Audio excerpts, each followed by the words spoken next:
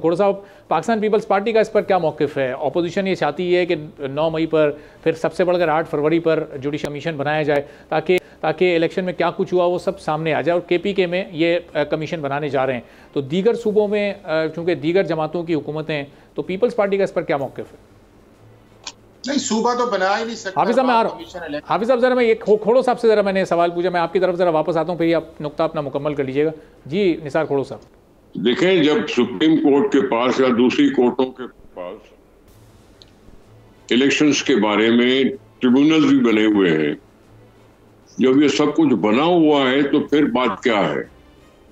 आप जजेस जो ट्रिब्यूनल में बैठते हैं वो भी जजेस होते हैं, जो कोर्ट में बैठते हैं वो भी जजेस होते हैं, और जुडिशियल कमीशन में भी तो जजेस ही बैठेंगे ना।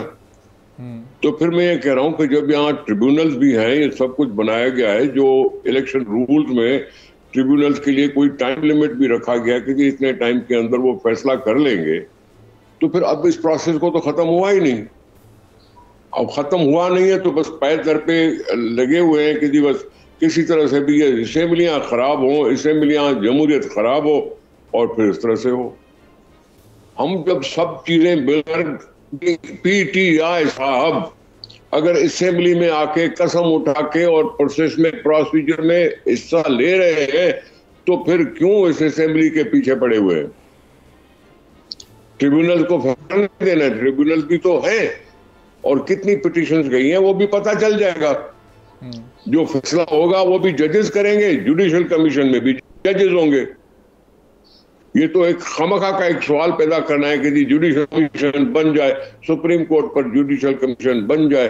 सुप्रीम कोर्ट तक तो अभी मामला पहुंचा नहीं है। आवाज आ रही है मेरी आपको? जी खोड़ो साहब आपको सुन रहे हैं जी।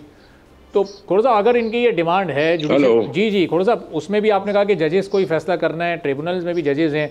अगर अपोजिशन का ट्रस्ट है जुडिशियल कमीशन पर, तो इसको बनाने में क्या कबात है? हुकूमत फिर क्यों इसमें टाल मटोल से काम ले रही है?